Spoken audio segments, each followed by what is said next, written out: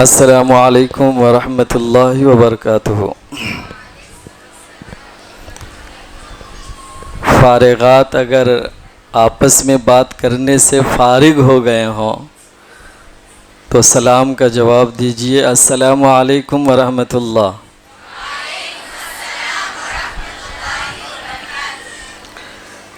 بسم اللہ الکبیر المتعال والحمد للہ الذی کتب علی نفسہ الرحمہ وہو الرحمن الرحیم، والصلاة والسلام علی رسول الہدایۃ والمعرفہ، رسول السلام والاسلام، رسول المحبت والإخاء، وعلى آلہ واصحابہ وازواجہ وذریاتہ وأہل بیتہ وبارک وسلم تسلیما کثیرا کثیرا، اما بعد، قال اللہ تبارک وتعالی فی کلامہ المبارک، والمؤمنون والمؤمنات بعضهم اولیاء بعض یأمرون بالمعروف وینہون عن المنکر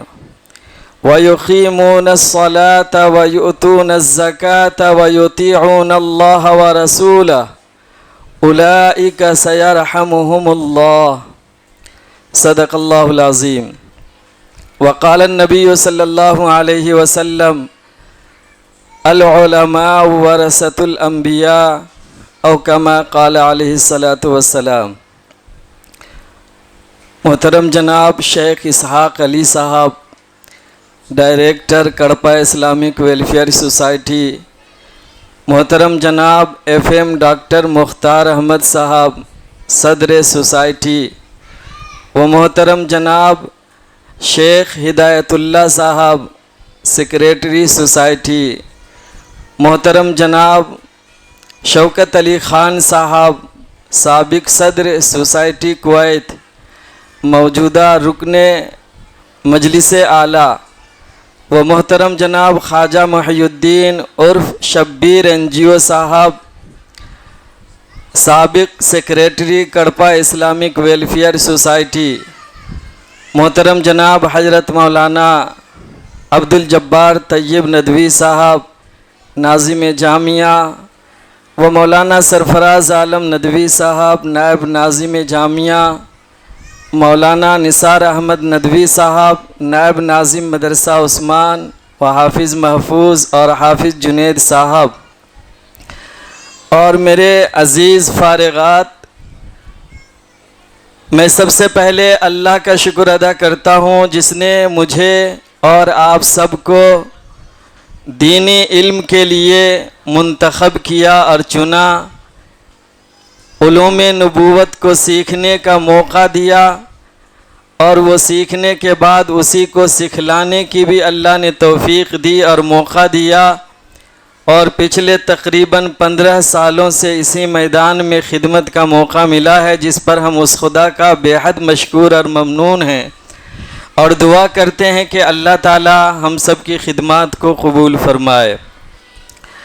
میں جامعۃ الصالحات کے انتظامیہ کو،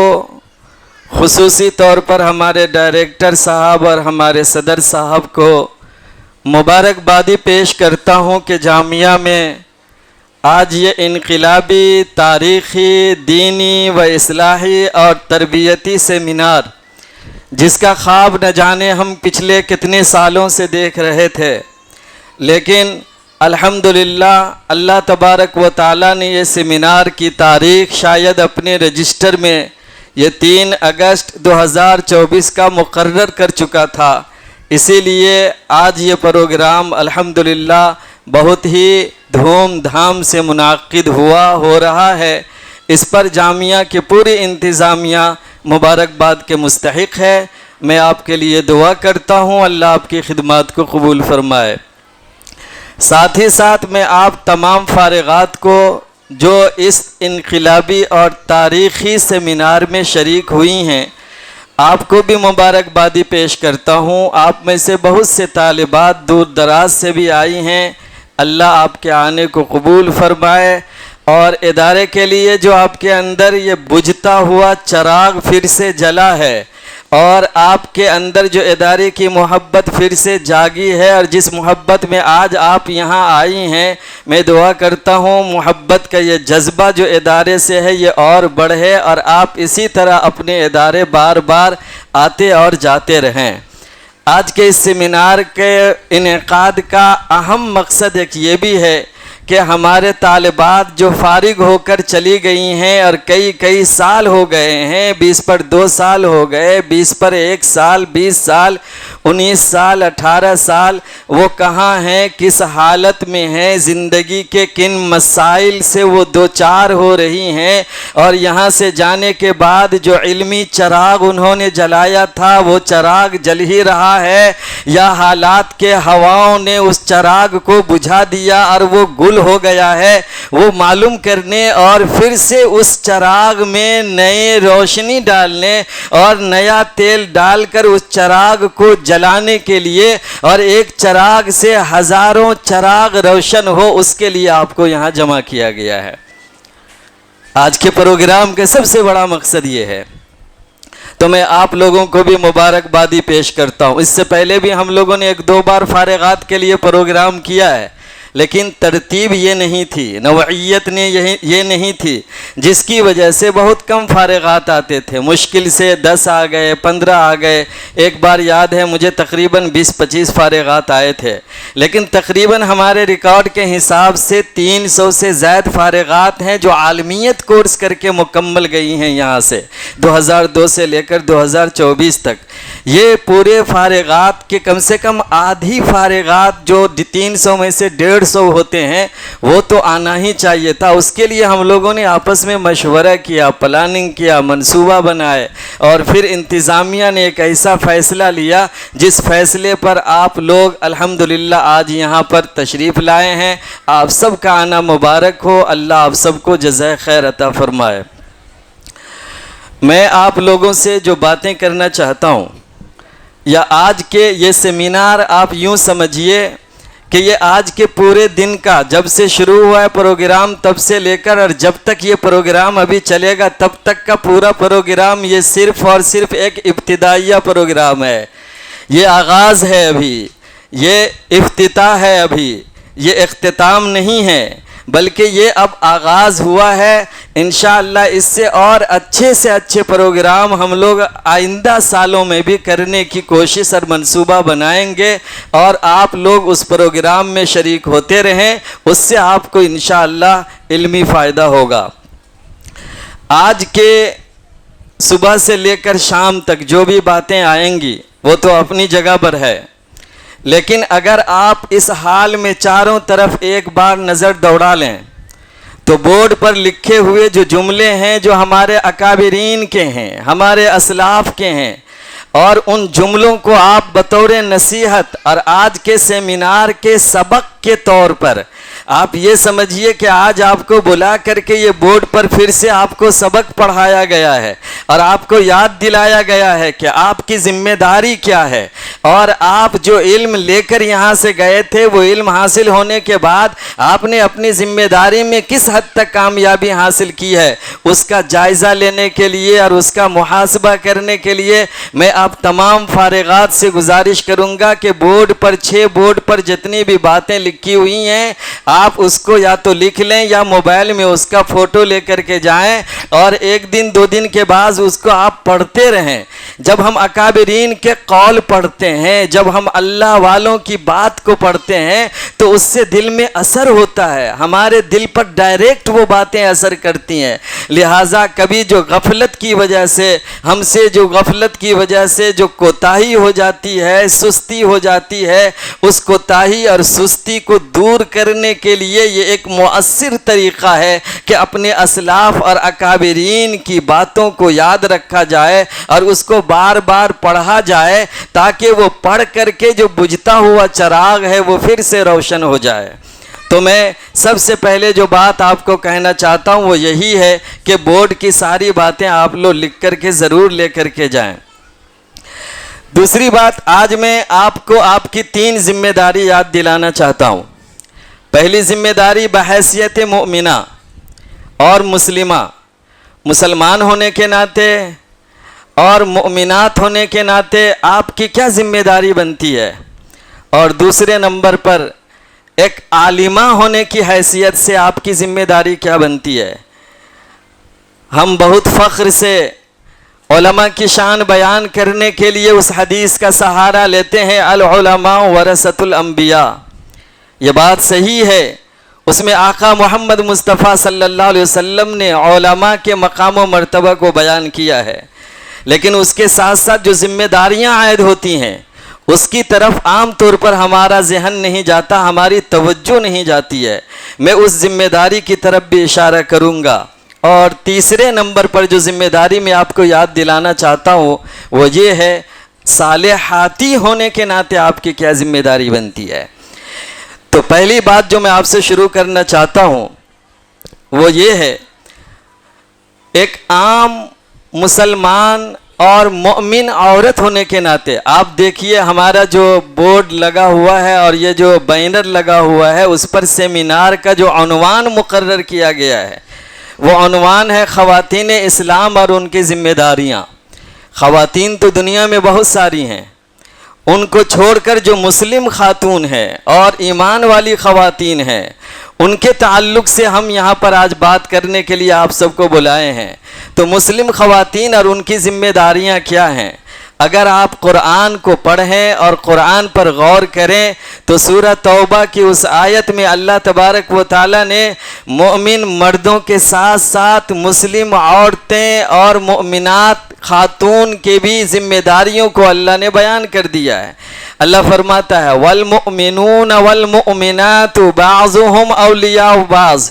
ایمان والے مرد اور ایمان والی عورتیں آپس میں ایک دوسرے کے ساتھی ہیں۔ مرد مرد کا ساتھی ہے، عورت عورت کی ساتھی ہے، خاتون خاتون کی ساتھی ہے، اور پھر آگے اس کی ذمہ داری کو بیان کیا۔ اللہ تعالیٰ نے فرمایا یأمرون بالمعروف وینہون عن المنکر، ان کی ذمہ داری یہ ہے کہ وہ آپس میں ایک دوسرے کو اچھائی اور بھلائی اور اچھے کاموں کا حکم دیتے ہیں، اور برائیوں سے، اللہ کی نافرمانی سے اور گناہوں سے اور منکرات سے اس کو روکتے اور منع کرتے ہیں۔ تو آپ دیکھیے یہ دو ذمہ داری عام مسلمان مردوں کو بھی اور عورتوں کو بھی اس آیت میں دی گئی ہے کہ وہ خود بھی اچھے کام کریں اور دوسروں کو بھی اچھے کام کرنے کا حکم دیں۔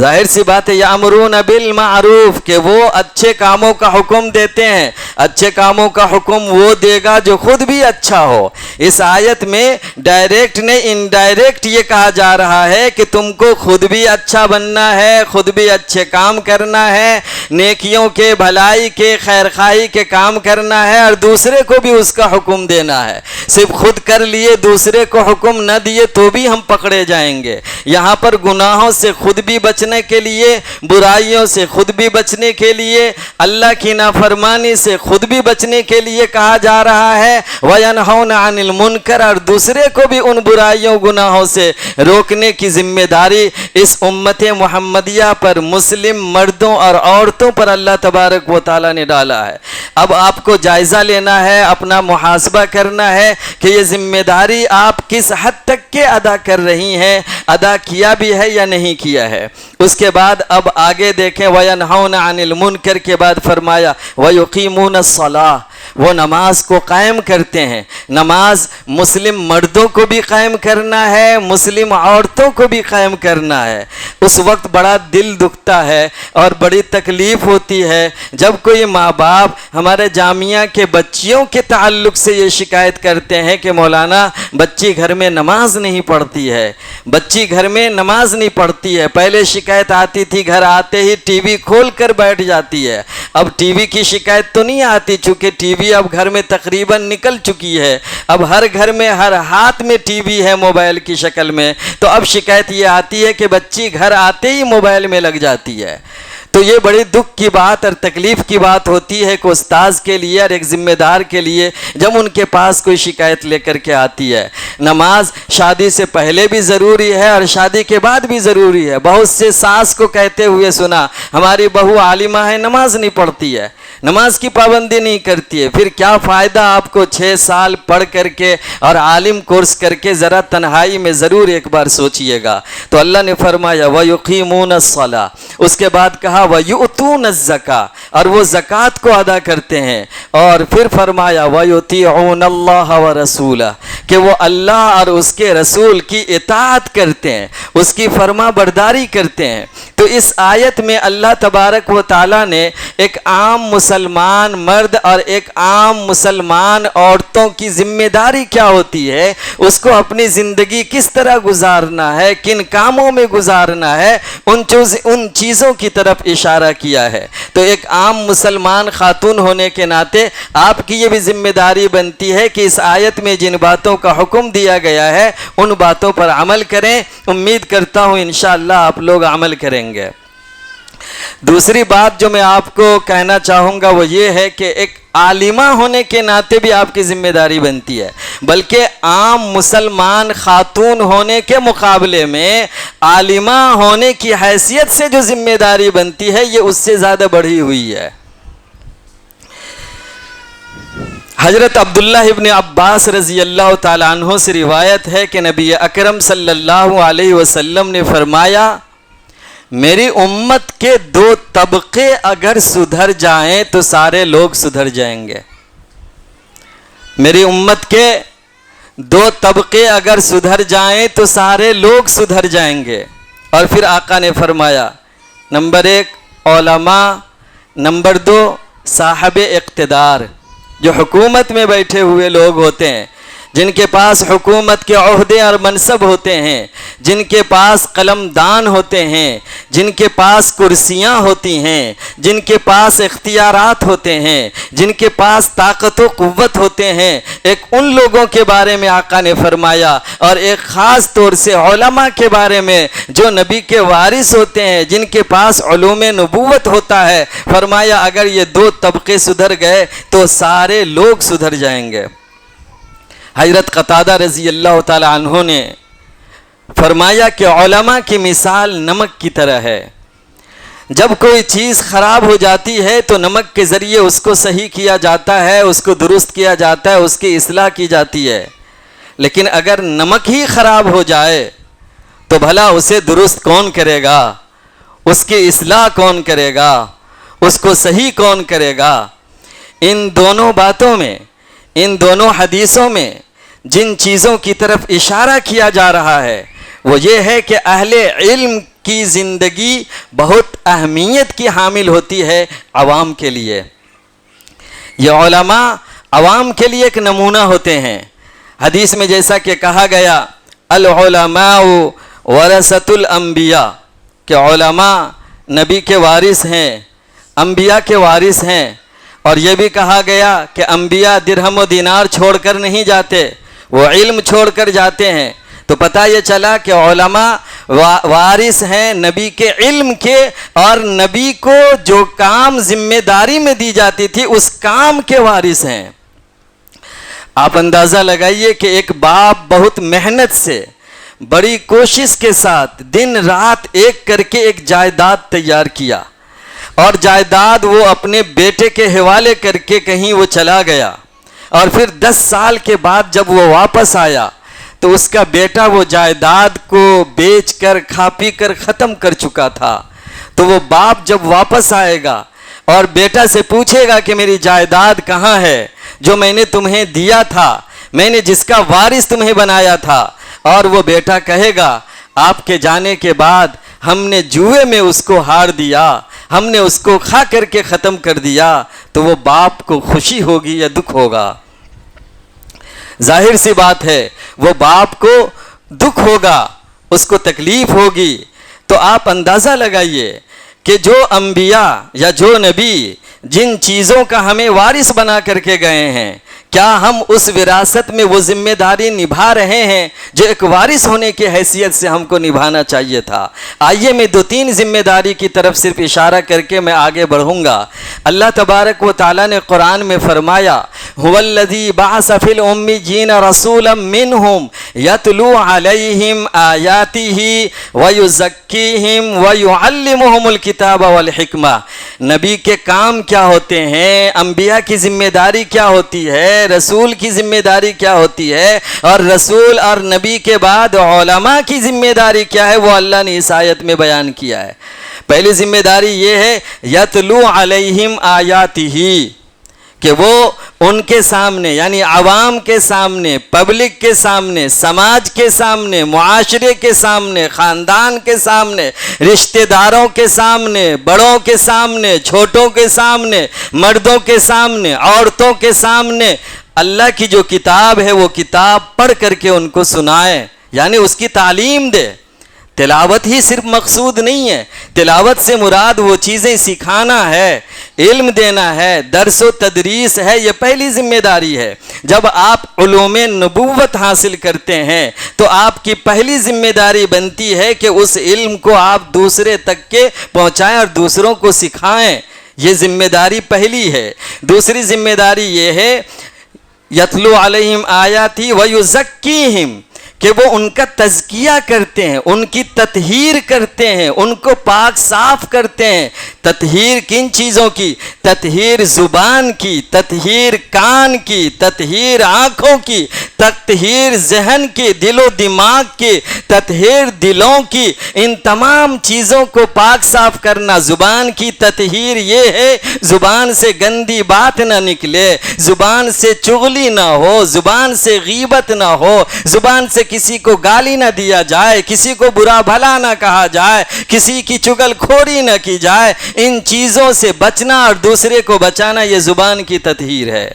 اسی طریقے سے کان کی تطہیر، غلط باتوں کو نہ سنیں، غیبت نہ سنیں، خود بھی نہ سنیں، دوسرے کو بھی بچائیں۔ آنکھ کی تطہیر، آنکھ سے غلط چیزوں کو نہ دیکھیں اور غلط چیزیں کو دیکھنے سے دوسرے کو بھی روکیں، منع کریں، یہ آنکھ کی تطہیر ہے۔ اور اسی طریقے سے دل کی تطہیر میں بہت ساری چیزیں آ جاتی ہیں، یہ خود بھی ان چیزوں کی تطہیر پاک صاف خود بھی کرنا ہے اور دوسرے کی بھی کرنے کی کوشش کرنی ہے، یہ ذمہ داری ہے عالم ہونے کے ناطے ہماری۔ اور اس کے بعد فرمایا وَيُعَلِّمُهُمُ الْكِتَابَ وَالْحِكْمَةَ، آگے اللہ نے فرمایا کہ وہ کتاب و حکمت کی تعلیم دیتے ہیں۔ تو آپ اس آیت میں دیکھیں تین ذمہ داری اللہ تبارک و تعالیٰ نے علماء کی نبی کے بعد رکھی ہے۔ چونکہ علماء نبی کے وارث ہوتے ہیں تو ان کی ذمہ داری بھی نبی کے بعد علماء پر ہی آتی ہے۔ اس کے بعد آپ دوسری جگہ پڑھیں گے اللہ تبارک و تعالیٰ نے فرمایا یا ایھا النبی انا ارسلناک شاہدا ومبشرا ونذیرا۔ آپ دیکھیے کہ اس آیت میں اور اللہ تبارک و تعالیٰ نے نبی کی ذمہ داری کو بیان کیا ہے کہ نبی خوشخبری سنانے والے ہوتے ہیں، نبی ڈرانے والے ہوتے ہیں۔ خوشخبری کس بات کی؟ اچھائیوں پر، نیکیوں پر، اچھے کام پر، جنت کی خوشخبری، جنت کی نعمتوں کی خوشخبری، اور پھر گناہوں پر، برائیوں پر، اللہ کی نافرمانی پر، جہنم کے عذاب سے ڈرانے کی بات۔ یہ خود بھی ڈرنا ہے اور دوسرے کو بھی ڈرانا ہے، یہ نبی کے بعد ہماری ذمہ داری بنتی ہے، علماء کی ذمہ داری بنتی ہے۔ اور ایک بات یاد رکھیں کہ جو تکلیفیں علماء نبی سے صرف علم میں وارث نہیں ہے، میں نے بتایا ابھی آپ کو اس سے پہلے، جن جن چیزوں کا سامنا نبی کو کرنا پڑا ان چیزوں کا سامنا علماء کو بھی کرنا پڑے گا۔ جس طرح پتھر نبی پر برسائے گئے، نبی کو گالیاں دی گئی، طائف کے سفر میں لہو لہان کیا گیا، نبی کے راستے میں کانٹے بچھائے گئے، ہر طرح سے ظلم و ستم کیا گیا، اس طریقے سے ان چیزوں میں بھی ہم نبیوں کے وارث ہیں۔ اگر ہم کو کبھی تکلیف پہنچے، ہم کو کبھی کوئی برا بھلا کہے یا ہم پر ظلم و ستم ہو دین کی وجہ سے، اسلام کی وجہ سے، اس وقت میں ہمیں رسول اللہ صلی اللہ علیہ وسلم کے طائف کے سفر کو یاد کرنا چاہیے۔ اور یہ علماء ہونے کے ناطے ہماری ذمہ داری بنتی ہے۔ اور اس کے بعد میں دو باتیں بول دیا، ایک عام مسلم خاتون ہونے کے ناطے، ایک عالمہ ہونے کے ناطے، اور تیسری بات جو میں آپ سے کہنا چاہتا ہوں وہ یہ ہے کہ صالحاتی ہونے کے ناطے آپ کی کیا ذمہ داری بنتی ہے۔ صالحاتی ہونے کے ناطے ذمہ داری کا مطلب یہ ہے کہ ہر ادارے کے اپنے اغراض و مقاصد ہوتے ہیں، اور وہ اپنے پروڈکٹ سے، اپنے فارغ ہونے والے اور ہو گئے بچے اور بچیوں سے جو امید رکھتا ہے، اس امید پر آپ کتنے کھڑے اترے ہیں، اس ذمہ داری کی طرف میں آپ کی توجہ لے جانا چاہتا ہوں۔ اگر ہمارے جامعہ کے اغراض و مقاصد کو دیکھا جائے تو جہاں تک مجھے یاد آ رہا ہے، شیخ اسحاق علی صاحب یہاں بیٹھے ہیں، اگر غلطی ہو تو میری اصلاح کریں، جامعہ کے قیام کا ایک بنیادی اور اہم مقصد یہ تھا کہ یہاں سے صرف فارغات عالمات نہیں بلکہ یہاں سے فارغ ہونے والی ہر بچی داعیہ بن کر کے نکلے، ہر بچی کا مزاج دعوت و تبلیغ کا ہو۔ اور یہ دعوت و تبلیغ کا مزاج ایک تو صالحاتی ہونے کی وجہ سے ضروری ہے اور ایک انبیاء کے وارث ہونے کی وجہ سے بھی ضروری ہے، چونکہ اللہ نے انبیاء کو کہا یا ایھا الرسل بلغ ما انزل الیک من ربک وان لم تفعل فما بلغت رسالتہ واللہ یعصمک من الناس۔ اس آیت میں اللہ نے نبیوں اور رسولوں کو ذمہ داری بتائی ہے کہ جو حکم آپ کو دیا جا رہا ہے، جن چیزوں کا حکم آپ کو دیا جا رہا ہے، وہ آپ دوسرے تک کے پہنچائیں۔ اگر آپ نے دوسرے تک نہیں پہنچایا تو آپ نے رسالت کا حق ادا نہیں کیا۔ اور دوسرے تک پہنچانے میں اگر لوگ آپ کو تکلیف دیں، لوگ آپ کو پریشان کریں، آپ کو برا بھلا کہیں اور آپ کی جان لینے کی بات کریں تو یاد رکھیے واللہ یعصمک من الناس، لوگوں سے حفاظت آپ کی خدا کرے گا، لوگوں سے آپ کو اللہ بچائے گا۔ ہمارے نبی محمد صلی اللہ علیہ وسلم کو بچایا، اور آج بھی جو لوگ دعوت و تبلیغ کے کام کر رہے ہیں ان کو اللہ تبارک و تعالی بچاتا ہے۔ لہٰذا ایک صالحاتی ہونے کے ناطے آپ کی یہ ذمہ داری بنتی ہے کہ آپ بحیثیت داعیہ جو کچھ بھی آپ سیکھے ہیں وہ دوسرے تک کے پہنچا پائے یا نہیں پہنچا پائے۔ اگر نہیں پہنچا پائے ہیں تو آپ کو اس بارے میں سوچنا چاہیے اور آپ کو داعیہ مزاج رکھنا چاہیے، اور بحیثیت داعیہ آپ کو کچھ کام کرنا چاہیے تاکہ آپ اس جامعہ کے بنیاد اور قائم ہونے کا جو مقصد ہے اس مقصد کا تھوڑی سی اگر آپ لاج رکھ لیں تو انشاءاللہ میں سمجھتا ہوں یہ کام بہت آسان ہوگا۔ دو تین باتیں میں اخیر میں کہہ کے بطور نصیحت اپنی بات کو ختم کرتا ہوں۔ یہ ساری باتیں بحیثیت مؤمنہ، بحیثیت عالمہ، بحیثیت صالحاتی تین ذمہ داری تھی، اور تین باتیں، پہلی بات یہ ہے اپنے اندر تواضع، انکساری اور عاجزی پیدا کیجئے، اپنے اندر جھکاؤ پیدا کیجئے۔ میں عالم ہوں، میں عالمہ ہوں، میں فلاں جگہ سے پڑھی ہوں، یہ ڈگری فلاں ڈگری ہے، اس بھوت کو اپنے سر میں سوار ہونے مت دیجئے۔ ہم اور آپ کتنے بھی پڑھ لیں لیکن امام ابو حنیفہ سے زیادہ علم والے نہیں ہو سکتے۔ امام ابو حنیفہ رحمۃ اللہ علیہ کی تواضع کا آپ اندازہ لگائیے۔ امام ابو حنیفہ رحمۃ اللہ علیہ کی والدہ جب حضرت امام ابو حنیفہ رحمۃ اللہ علیہ سے کوئی مسئلہ پوچھتی اور امام صاحب جواب دیتے تو ان کی والدہ کو اطمینان نہیں ہوتا۔ وہ کہتے ہیں ہمارے یہاں گھر کی مرغی، ہاں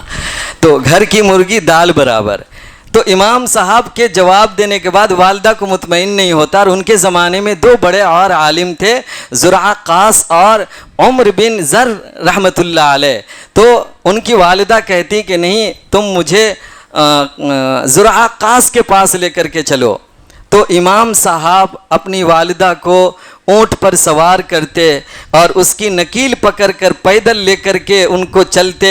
راستے میں امام صاحب جو نکیل پکڑ کر جا رہے ہیں ان کے شاگرد دیکھ کر کھڑے ہو جاتے ادب و احترام سے، ہمارے استاذ اتنے بڑے عالم، اتنے بڑے امام ایک خاتون کو اونٹ پر بیٹھا کر لے کر جا رہے ہیں، لیکن یہ چپ چاپ چلتے رہتے اور زرع قاص رحمۃ اللہ علیہ کے پاس جاتے اور کہتے کہ میری والدہ اس مسئلے میں آپ سے فتویٰ لینا چاہتی ہیں۔ تو وہ کہتے کہ آپ امام صاحب خود اتنے بڑے عالم ہیں اور آپ ان کو لے کر کے آئے ہیں۔ تو امام صاحب کہتے کہ میں نے تو دے دیا ہے فتویٰ، لیکن میری والدہ نے آپ کا ذکر کیا اس لیے میں آپ کے پاس لے کر کے آیا ہوں۔ تو پھر وہ کہتے کہ امام صاحب نے جو آپ کو بتایا ہے مسئلہ وہ بالکل درست اور صحیح مسئلہ ہے، تب ان کو اطمینان ہوتا ہے کہ ہاں صحیح مسئلہ ہے۔ عمر بن زر رحمۃ اللہ علیہ کے پاس کہتے کہ مجھے لے کر کے چلو۔ جب لے کر کے جاتے کئی بار ایسا ہوتا جو مسئلہ پوچھتے امام صاحب کی والدہ وہ ان لوگوں کو نہیں آتا رہتا، اب وہ دونوں امام صاحب سے پوچھتے تو امام صاحب آہستہ سے ان کو مسئلہ بتلاتے اور پھر وہ مسئلہ زور سے وہ ان کی والدہ کو بتاتے اور تب وہ والدہ خوش ہو کر کے وہاں سے آتی۔ یہ امام صاحب کا تواضع تھا۔ کسی نے سوال کیا کہ امام ابو حنیفہ کو امام اعظم کس نے بنا دیا؟